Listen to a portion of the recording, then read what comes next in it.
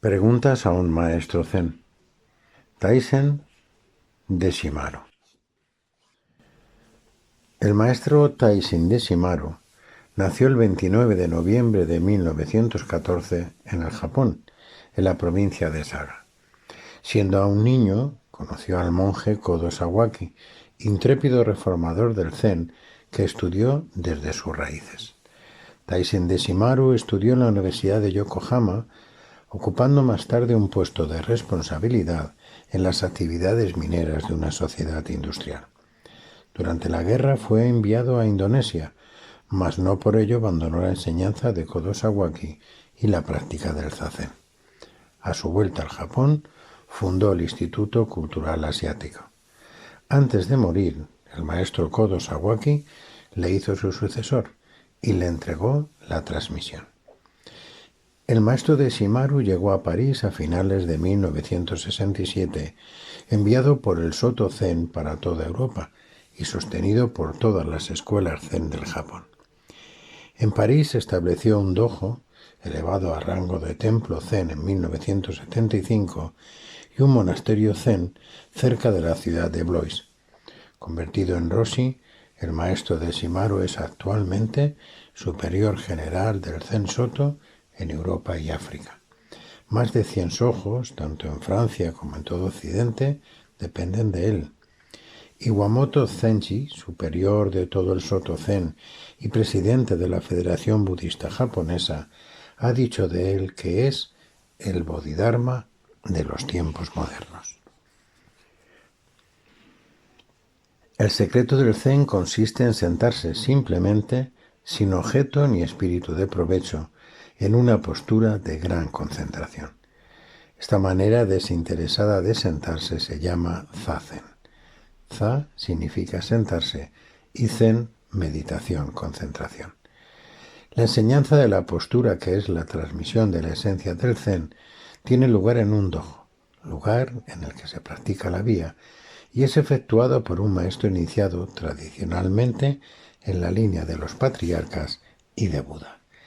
La práctica del zazen es muy eficaz para la salud del cuerpo y del espíritu, a los que conduce a su condición normal. El zen no puede ser encerrado en un concepto ni comprimido en un pensamiento. Requiere ser practicado. Es esencialmente una experiencia. La expresión filosófica del budismo zen no es un sistema de pensamiento estrecho y rígido, sino una transmisión de conceptos forjados por una experiencia milenaria y a la vez siempre nueva, la del despertar. Algunas fórmulas de fuerza, algunas palabras claves, polarizan y ordenan el campo de la experiencia vivida. Las palabras responden, comunican, sin alterar su continuidad, la inatrapable fluidez de la realidad, ayudando a ceñirla. Las palabras iluminan la existencia cotidiana captada en su raíz. En el Soto Zen, el maestro no dispensa su enseñanza solamente a través de conferencias. Regularmente procede a un intercambio de preguntas y respuestas con sus discípulos. El ambiente de un mondo, mon pregunta y do respuesta, es a la vez jovial y profundo, libre y grave. La respuesta del maestro, la persona que pregunta, va siempre más allá de la razón de la pregunta misma y a veces toma una forma enigmática y desconcertante a simple vista. Hemos seleccionado los textos más significativos de una gran cantidad de documentos recogidos durante 12 años de Mondo. Hemos intentado conservar en estas recopilaciones el tono del diálogo, con todo lo que ello implica de simplicidad, de humor y a veces de brutalidad. Deseamos que en esta obra el lector entre en la familiaridad de una enseñanza milenaria, más que nunca actual en los momentos de crisis planetaria en la que vivimos, tal y como es impartida por el primer patriarca Zen de Occidente. La vía de en medio. Pregunta. Su expresión, el Zen está más allá de las religiones, puede dar a entender que el Zen debe de reemplazar y hacer perecer a todas las religiones, ¿Cuál es su pensamiento exacto respecto a esto? Respuesta. Las religiones siguen siendo lo que son. El Zen es meditación. La meditación es la base de todas las religiones. El hombre de hoy siente intensamente la necesidad de volver al origen de la vida religiosa, a la esencia pura que está en el fondo de él mismo y que solamente puede descubrir a través de la experiencia vivida. Necesita concentrar su espíritu para encontrar la sabiduría suprema y la libertad, que es de orden espiritual, y poder así enfrentarse a las influencias de todo tipo que le son impuestas por el medio ambiente. La sabiduría humana no es suficiente, es imperfecta. Solo la verdad universal puede dar la suprema sabiduría.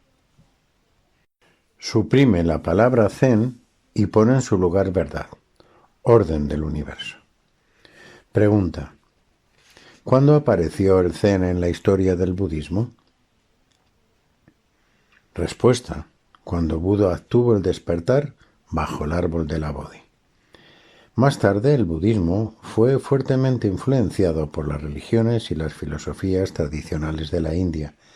Zozobró en los estudios librescos y en el ascetismo, por ejemplo, en el caso del budismo Theravada. Por eso Bodhidharma fue a China para implantar el verdadero Zen en una tierra nueva, China. Con el tiempo, el budismo envejeció en China, como ahora envejece en el Japón. La postura del zazen es la esencia del budismo. La práctica del zazen se pierde en China y en el Japón. Por eso la he traído a esta tierra fresca que es Europa. Pregunta: se dice a menudo que el budismo es la vía de en medio, la del equilibrio, mientras que en Occidente la noción del justo medio corresponde a la moral burguesa. ¿Puede usted hablar del justo medio según el Zen?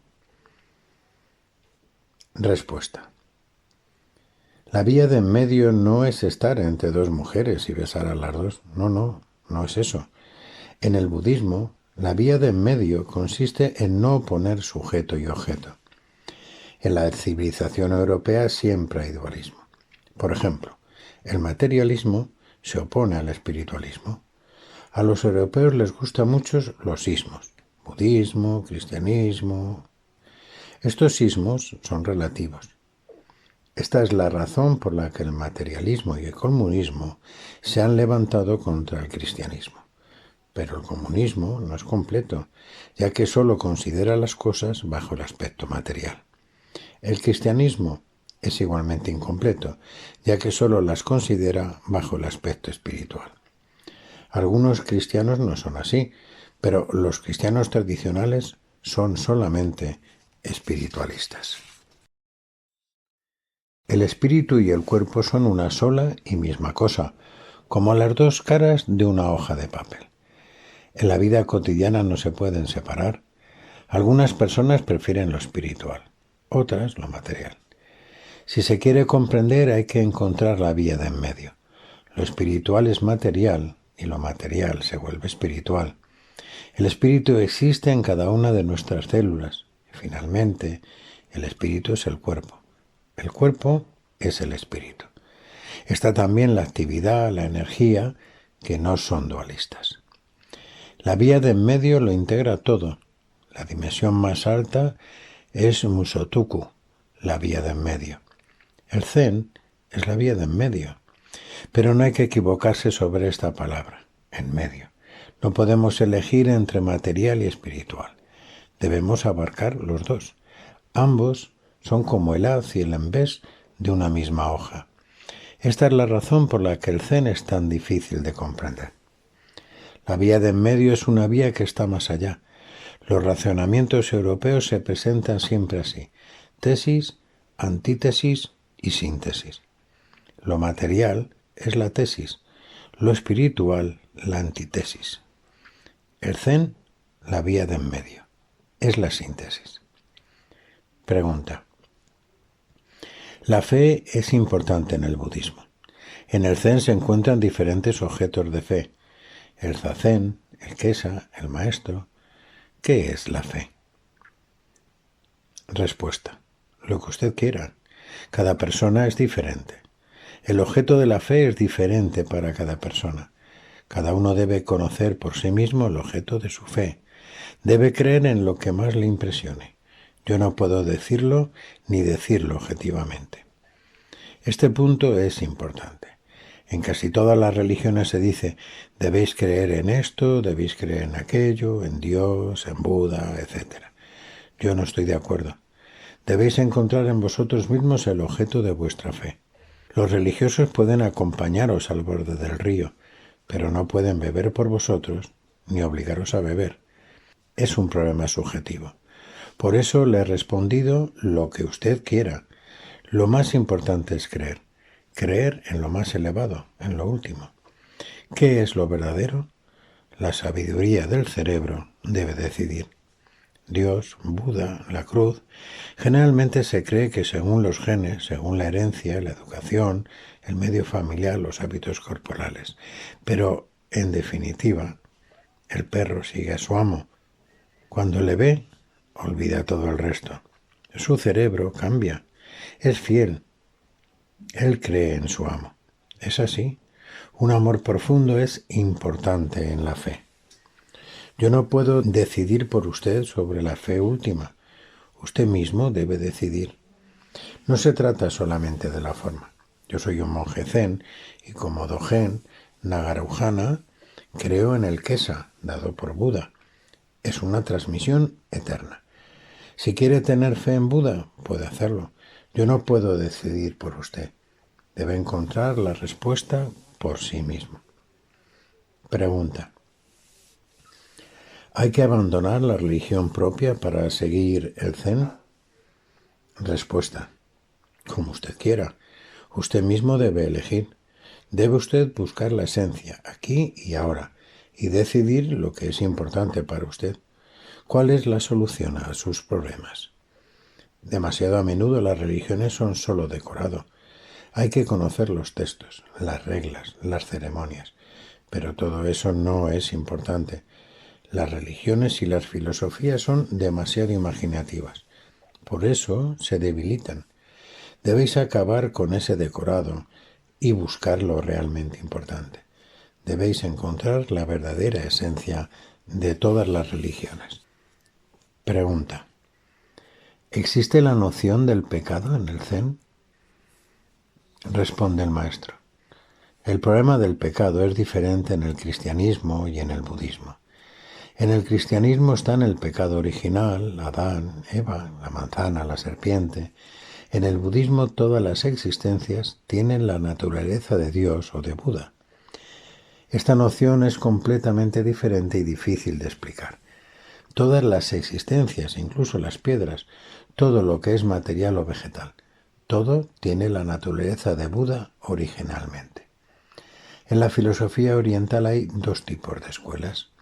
En la primera se cree que la naturaleza original del hombre proviene de un espíritu malo.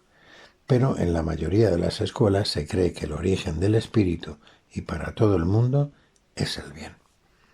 Esto es cierto particularmente en el budismo.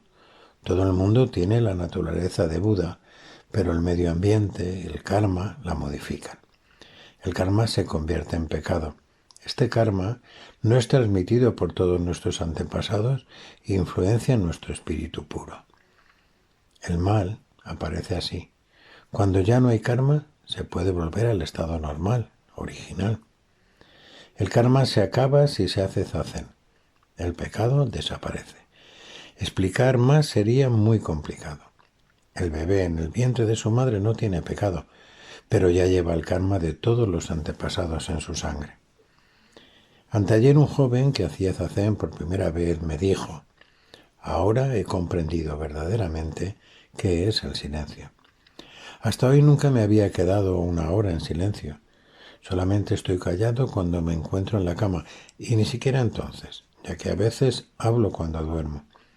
En el zazen he comprendido el verdadero silencio. Yo le dije: usted ya estaba en silencio en el vientre de su madre. En ese momento también había silencio total. Pero él me respondió: mi madre hablaba mucho, Mi karma es malo. Siempre tengo ganas de hablar. Me es difícil no hablar durante el zazen. El silencio se encuentra en el origen de cada uno. Debéis comprender esto. Solo el silencio es vuestro verdadero origen. Primero es el silencio, después la palabra sin cesar. Hace 20, 30, 50 o 60 años que habláis sin parar. Por eso estáis fatigados. Todo esto se termina en el silencio total del ataúd. El silencio continúa, pues, eternamente. Solo nuestra conciencia del silencio es eterna. Es la condición normal de nuestro espíritu. Es Q, Nirvana, Santé, el verdadero origen. En el Zen se dice que hay que volver al silencio original. De la misma manera que en el cristianismo se dice que hay que volver al estado anterior al pecado. Si hacéis zazen, volvéis al estado anterior del pecado. Pregunta. ¿Por qué evocar la imagen de un retorno a los orígenes y no la de despertar a lo que va a venir? Respuesta. ¿Qué es despertar? ¿Despertar a qué? Los europeos se hacen siempre ideas sobre la iluminación. El Satori quiere decir también despertar. A la gente le gusta despertarse, pero ¿a qué? Es más fácil volver hacia atrás. El bebé es puro. Tiene la verdadera libertad. No es complicado. No piensa. No necesita hacer el amor. Su madre le alimenta. Llora cuando tiene ganas de llorar. No piensa. Tenemos que comprender qué es la libertad. Si solamente se piensa con el cerebro frontal, uno se vuelve complicado, como la filosofía europea. Hay que volver al origen del ser humano. Es difícil, es un koan. Pregunta. ¿Se puede decir que el tigre, el gato, que los animales en general viven el verdadero zen? Respuesta, sí. Los animales viven el verdadero zen. Y puesto que los animales son así, el hombre debe progresar con relación a ellos. Las palomas son muy simples, muy tranquilas. No son complicadas. Debéis seguir a veces la vida de los animales, pero también debéis utilizar vuestro cerebro frontal. A los europeos les gusta estar completamente de un lado o completamente del otro. O aman a la religión o la odian. Siempre nos encontramos con el problema de las oposiciones. Debéis armonizar la religión y el comunismo, el capital americano con el mundo árabe. No se puede encontrar la verdadera paz si se lucha siempre y se está en continua oposición. Una teoría intermediaria es, pues, necesaria. Nadie la ha encontrado. Únicamente el Zen puede llegar a ella. Este es el principio base de las 5 proposiciones del budismo. No solamente tesis, antítesis y síntesis. También hay que armonizar la totalidad y abarcar las contradicciones.